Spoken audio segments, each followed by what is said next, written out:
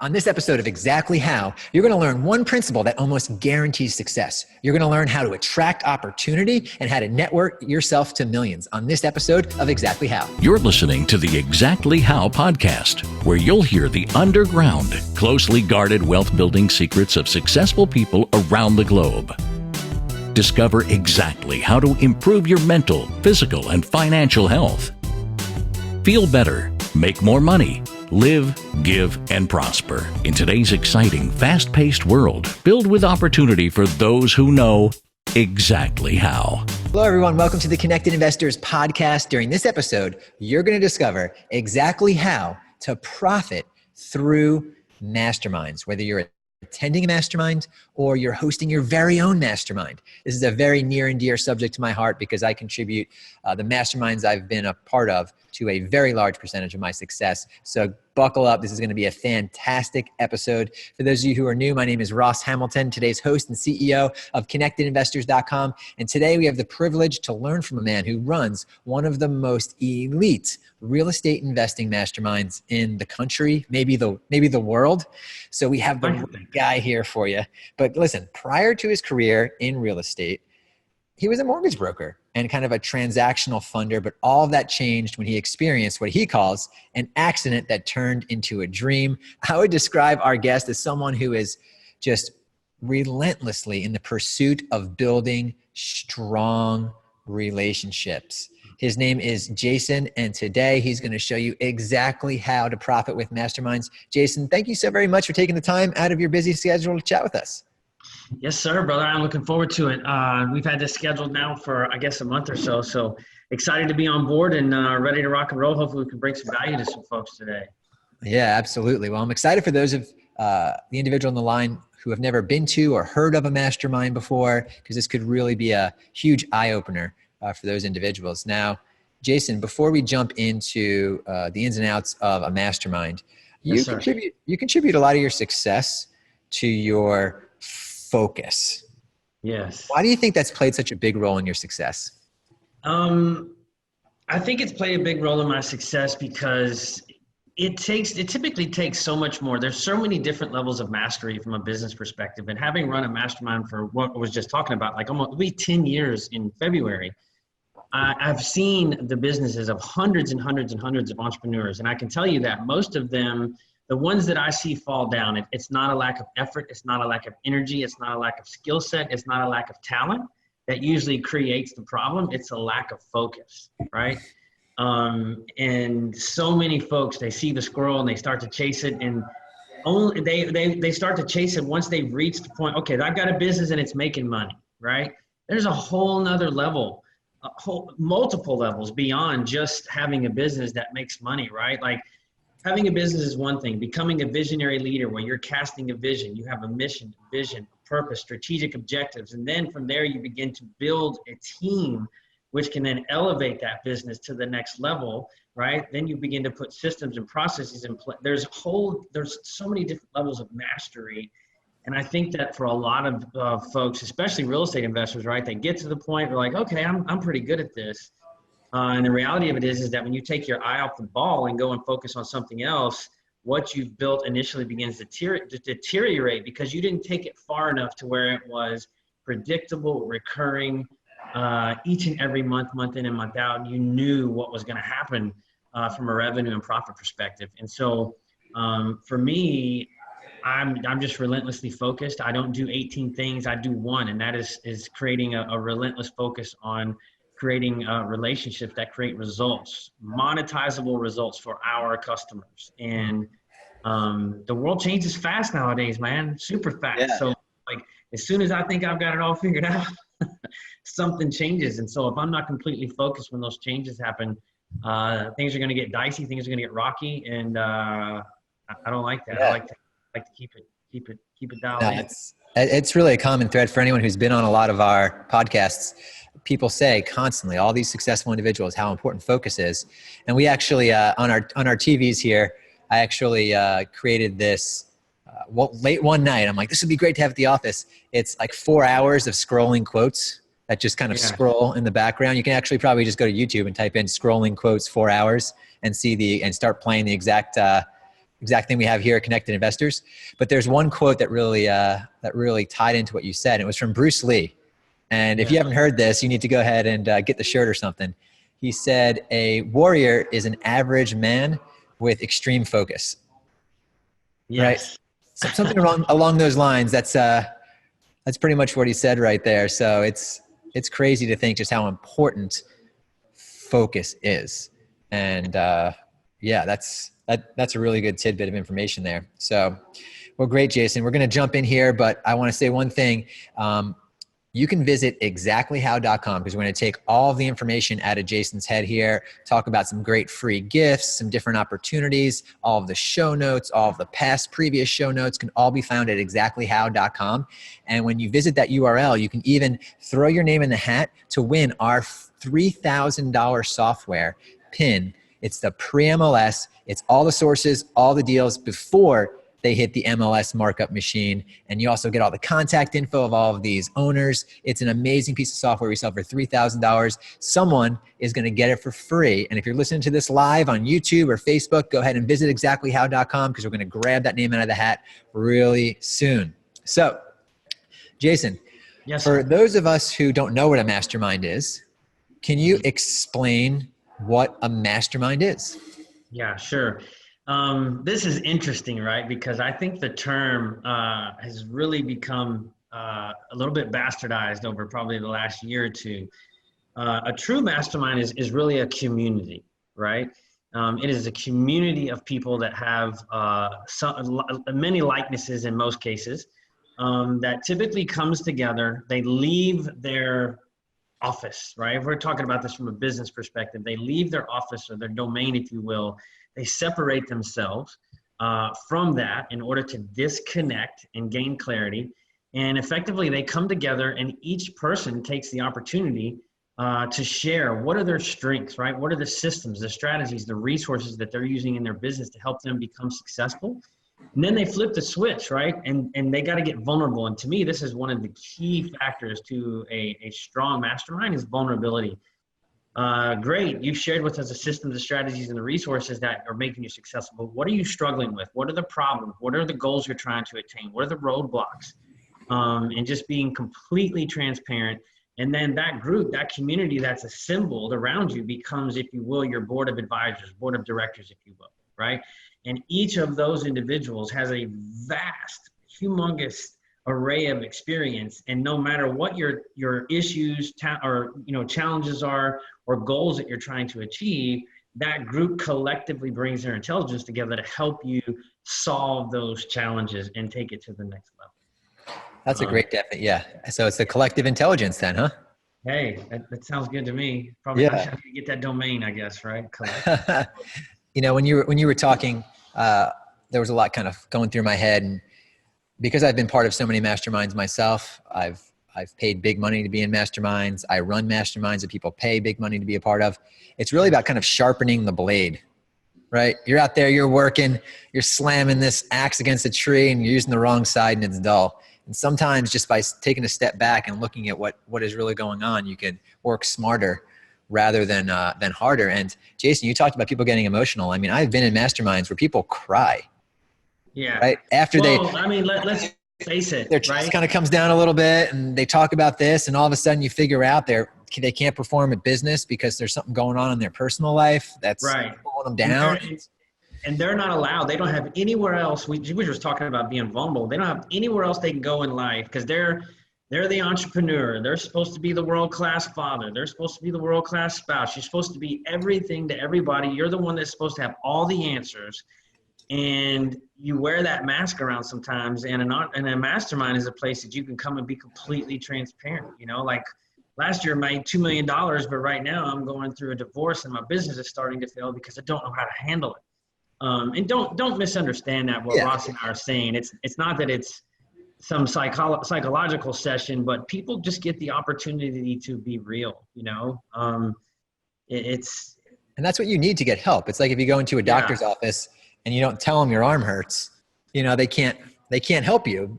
So not at all. It's not always personal. I don't want to give people the wrong. It's few and far between. very few and far between, but I have seen that type of stuff at masterminds before. Sure. You might have someone who's been buying houses at auction for years, 6 years. They're just lining up, shooting fish in the barrel. And then as foreclosures begin to dry up and all the institutions show up at the auction and pay a highest and best, but they wake up in their business and they go, for the last 6 years, I've made $1.5 million every year. I'm crushing it. And now somebody's moved my cheese. My inventory source is gone. What do I do? Right? I've got to implement seller direct marketing. I have no idea what.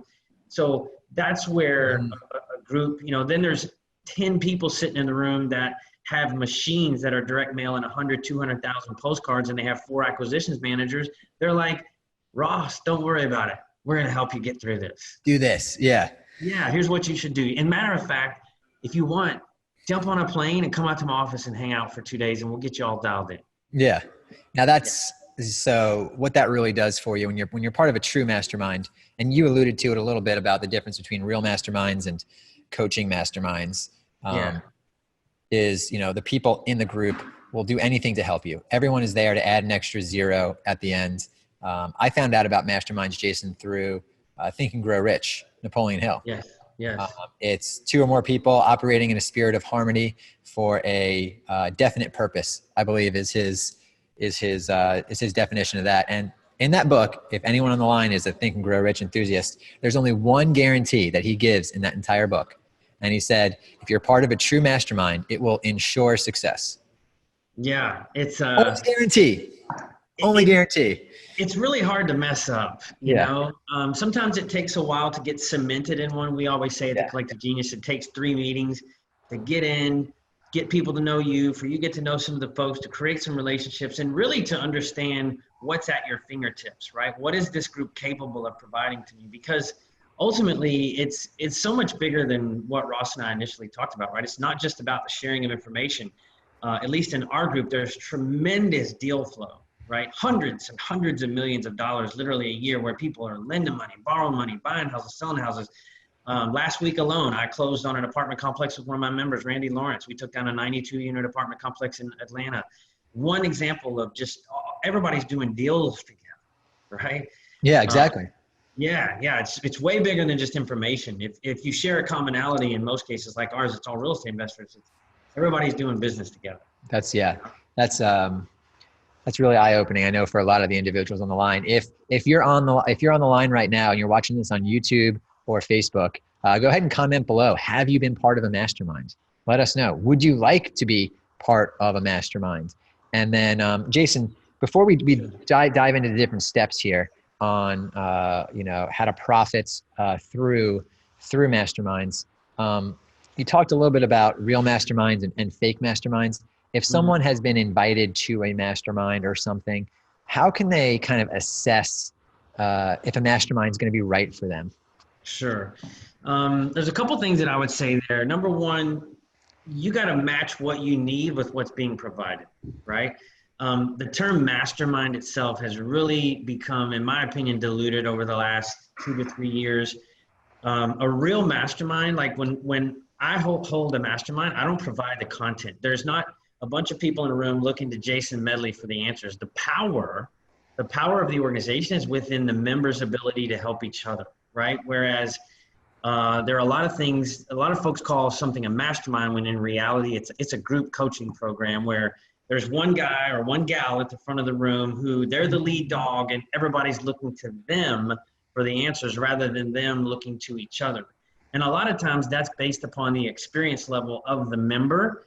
If you are getting involved in something where it's a lot of the folks in the room are novices, there's nothing wrong with this either. I'm just trying to explain the difference.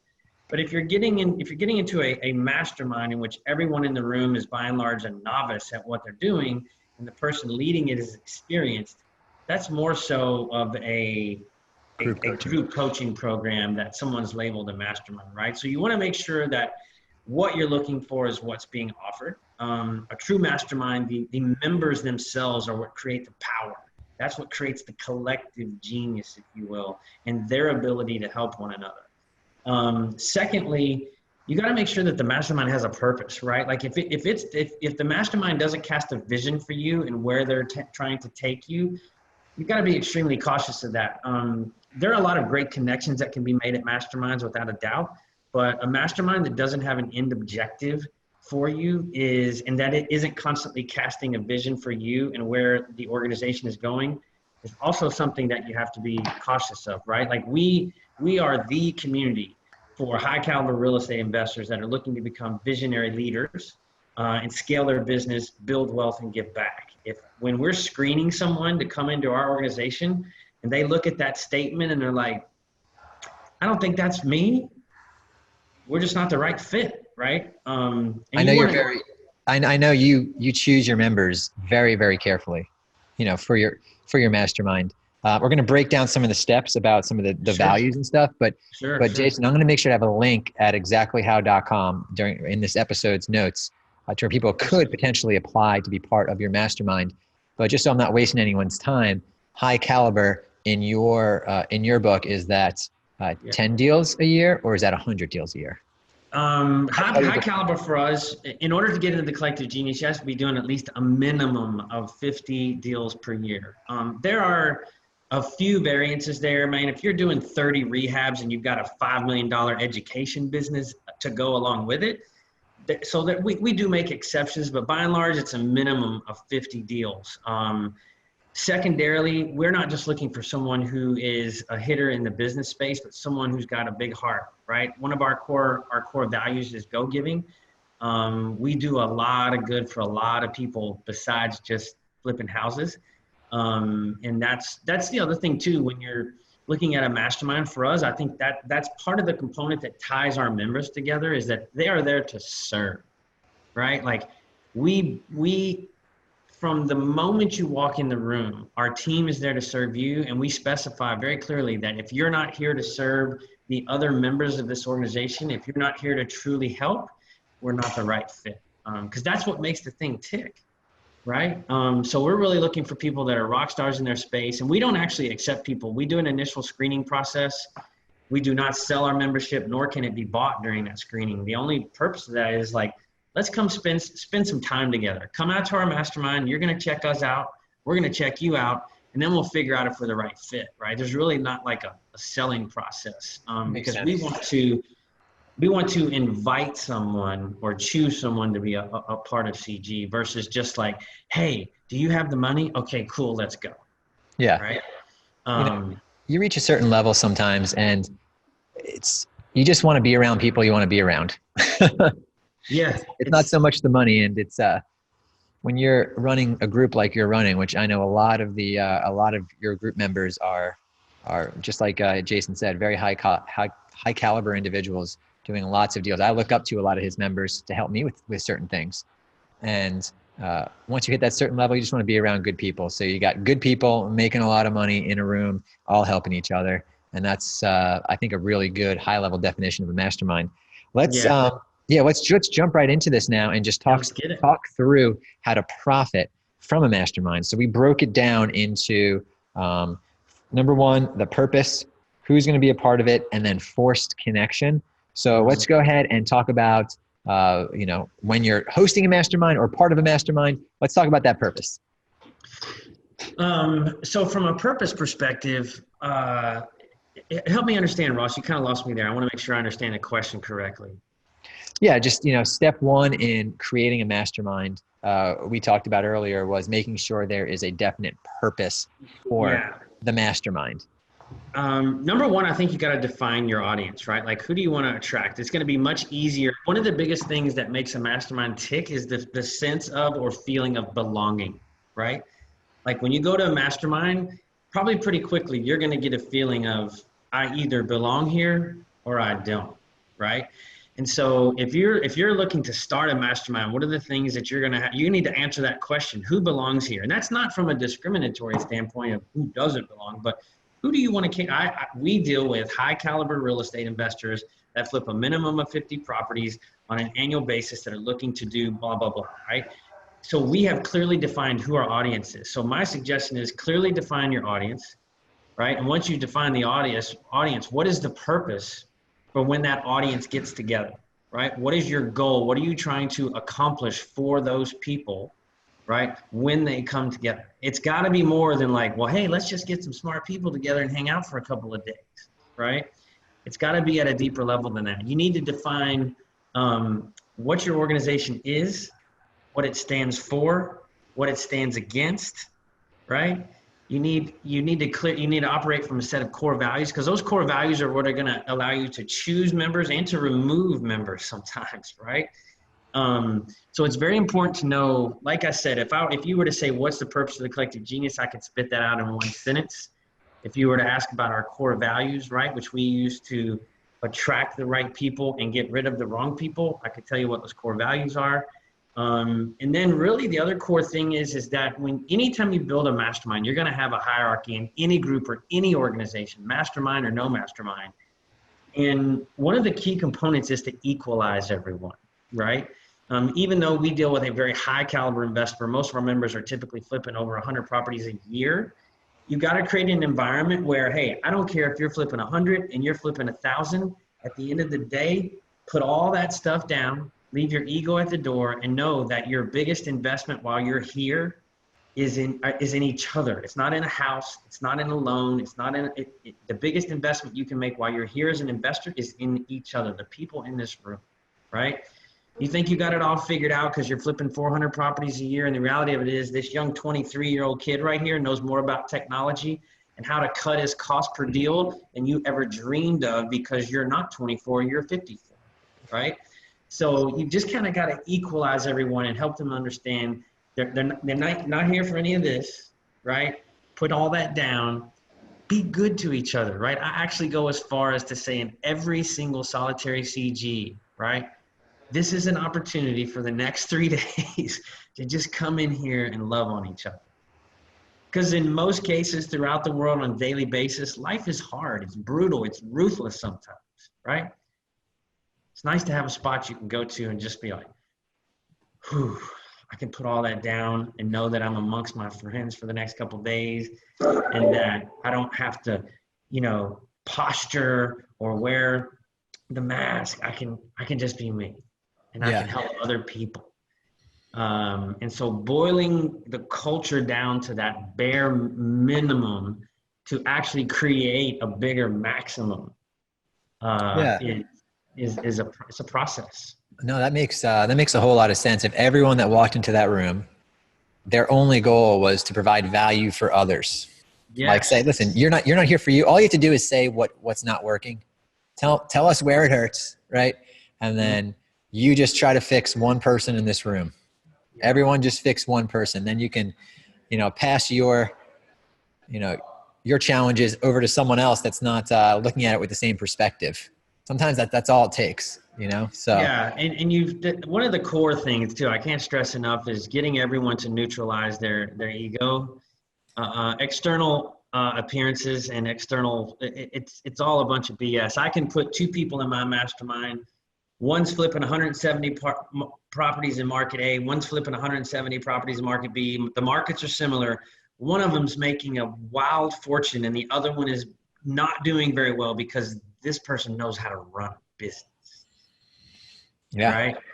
This person over here, they got big volume, but they're pulling their hair out. They're working 80 hours a week. Their dog barks at them when they come home because they're a stranger. Their husband's mad at them, or their wife's mad.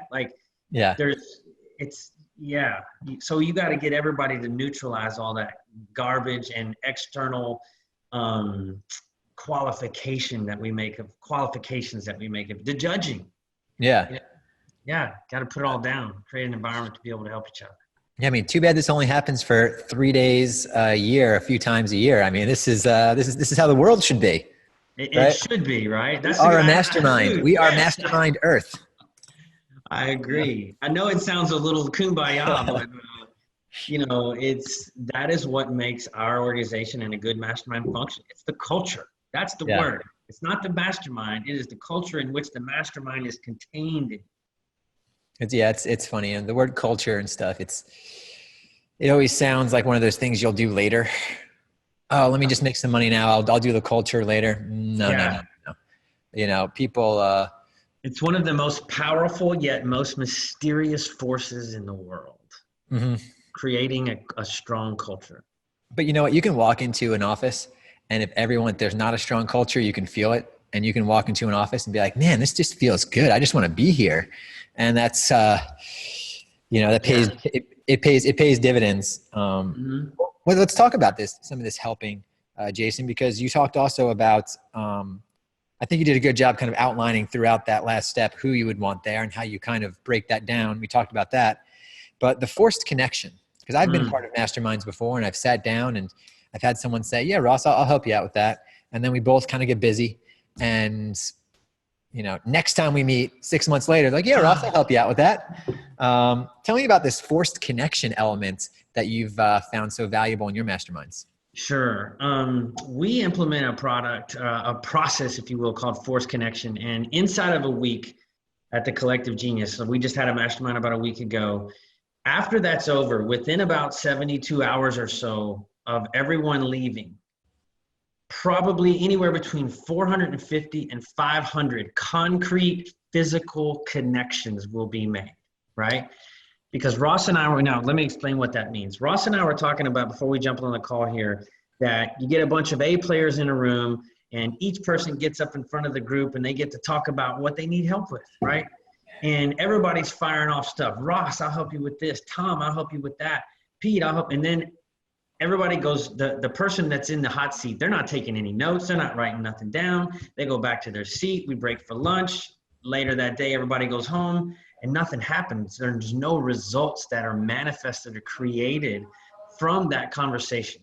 And we do not allow that. We take responsibility at a very high level inside of our organization, which I think is what has created such a massive benefit for our members and measurable results. In that when each person in our organization gets up in front of their board of directors, if you will, and they're saying, listen, to reference what I said earlier, right? We've been crushing it at the auction, doing 150 plus deals a year for 6 years.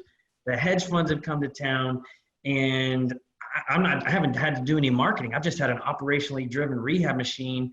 What do we need to do? We need to hire salespeople. I don't have job descriptions. I don't have grading set up. I don't have training set up. I don't have any of that type of stuff. I don't have a CRM that's going to rotate out our leads. I'm not even generating the leads, right? And somebody in that room is going to say, Ross, I will help you with the lead gen, right? I provide the data analytics for you. I'll help analyze your market and help you with that. And then somebody else is going to say, Ross, as far as hiring your acquisitions managers, we figured out the exact personality profile. Over the course of about 10 years, we've got 5 acquisitions managers in our team. I will help you with that, right? As far as I'll give you the job descriptions, I'll give you the comp structures. So what happens is we are documenting all of that as an organization. The leaders on our team are documenting everybody. When Tom says he's going to help Ross and Jeremy says he's going to help Ross, we are documenting that. And then once our mastermind finishes, our team gets to work literally every week after 450 to 550 connections, where we pick up our phones and we put Ross and Jeremy on a text message that says, hey, Jeremy, Ross is copied here. And at CG last week, you said you would help him build out his acquisitions team. You guys do what you do best. Connect from here, set up a time, jump on the phone together. Or if you want, Jeremy's really, really great about having people come to visit his office. Ross, jump on a plane, go hang out with Jeremy for a couple days, right? So we actually take responsibility inside of our organization for helping you achieve results, right? Actually manifest real live measurable results. And so much bigger than the sharing of information. Say you have a turnkey aggregator who's looking for new turnkey providers, right? A Mark De La Tour will introduce to a David Phelps. David Phelps' organization now buys over 60 homes a year from Mark De La Tour. What is that worth on an annual basis? Probably close to $800,000 from a single introduction. And they're a dime a dozen in our organization. Yeah. That's really powerful. So actually, it's huge. It's a massive, massive differentiator between most masterminds, because most of the stuff that's promised, most of the stuff that you think is going to happen, it doesn't, because when you speak, you don't write it down. Nobody else is writing it down. It sounds cool. I'll help you with that. We actually make it happen. We keep a spreadsheet of every speaker, what they said, what they needed, and who we're going to connect them with. And we make it on. That's powerful. That's powerful. Actually, I skipped doing something kind of important here. I'm sure people are yelling at me right here. I have to announce the winner of our Pre-MLS software that points you to all the best deals before it hits the MLS markup machine. And the winner is a lady who listened to our podcast, went to exactlyhow.com, probably grabbed a few of the free gifts from some of our shows, commented on one of the episodes, and now she's walking away with a $3,000 software that can completely change her life. Her name is Emily Ostecki. Emily, congratulations. Congratulations, Miss Emily. Yes, our team will be in touch with you. We'll give you a whole pre-MLS orientation, walk you through, make sure you can start tomorrow morning being up and running. So make sure to respond to those emails that are coming to you. Thank you, Emily. All right, Jason, to get back to the show here, I just want to ask a few questions because I know so many people are pumped about this. And I'm going to make a recommendation as well. If you haven't read Think and Grow Rich, read Think and Grow Rich. It will give you all the context you need around masterminds. So let's say there's someone that isn't doing any deals a year. They feel like they have nothing to bring to the table.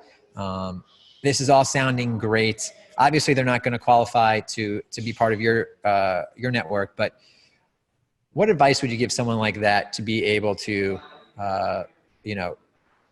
find the same type of benefit? Jason, before you answer that question, I'll give you a second to think of it. I used to compete in a lot of triathlons, and on the bike part, I used to do 100+ mile bike rides. And when you're training, you're actually in a line. You ever seen all the bikers in a line? Yeah. Well, they do that because they're able to draft off each other. They're all drafting. Yeah, for sure. Exactly. And that's kind of what a mastermind is. You're able to draft off each other. But then when it comes triathlon time, guess what? You're not allowed to draft. So you train drafting with people. Then you're out there and you're like, oh man, this is tough. So if you're out there all alone, I get it. You're hitting the headwinds. You're going up the hills by yourself. You don't have anyone around you. You want to be part of a mastermind, but you don't really, you're not doing any deals yet. So Jason, what would you tell someone that's kind of in that situation? Yeah, if you're just starting out, I don't really know that a mastermind is the right fit, right? Like you don't need to be out all alone you need to go draft off of somebody in your local market who go to work for someone who's flipping houses or buying apartments or whatever it is you want to do in your local marketplace, and draft off someone else while you're learning.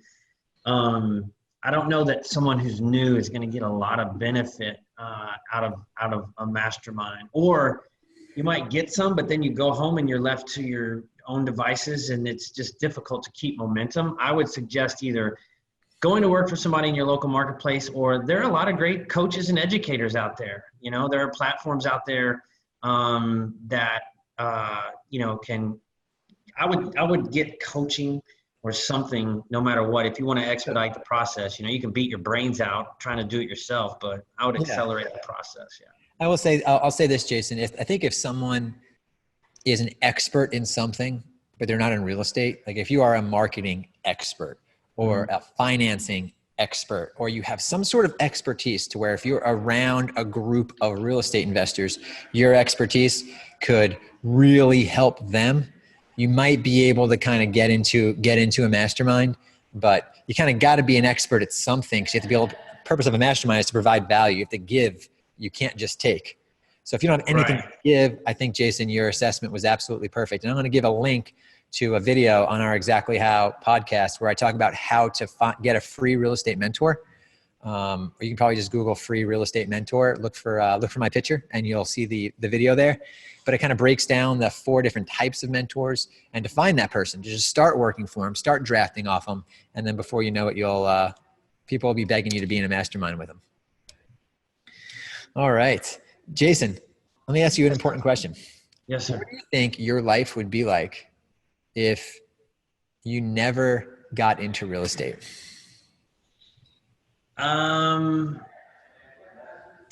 If I never had gotten into real estate, I would probably be somewhere in corporate America, not happy working for someone else.